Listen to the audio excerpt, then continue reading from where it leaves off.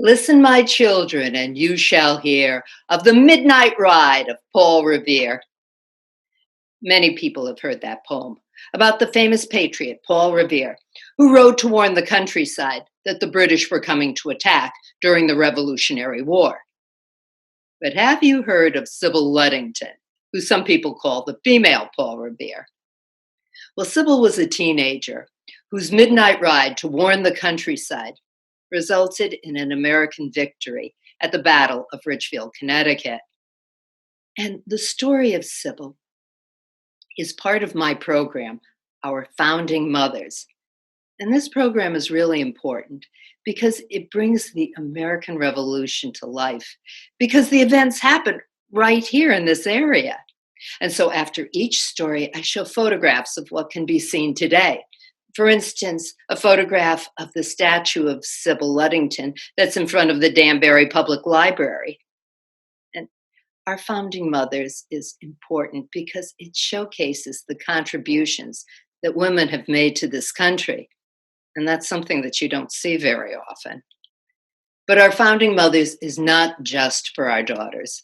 It's also for our sons because they can appreciate the compelling nature of the stories themselves. I remember I was at a library and I was telling a story of Hannah Handy. That's one of the stories in the program. And Hannah's town has been attacked by the joint forces of the British and their Mohawk allies. And during the course of the attack, Hannah's 7-year-old son has been kidnapped. And so Hannah gathers her baby daughter up in her arms and she marches in to the enemy camp alone and she negotiates for his release. But just before Hannah and her son are about to leave, she discovers that there are 8 other little boys there who have also been kidnapped. And how Hannah saves them and how she organizes them into a human chain, with each boy gripping the arm of the boy next to him so that they can ford the White River. Well, that forms the rest of the story.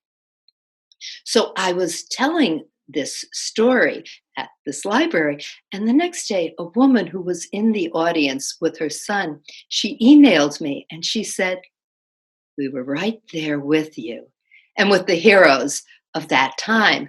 And then she went on to tell me about how her son retold the story in the car on the way home. And it was just gratifying for me to be able to share literacy skills so organically. I love this program. It even includes the story of the ghost ship of New Haven.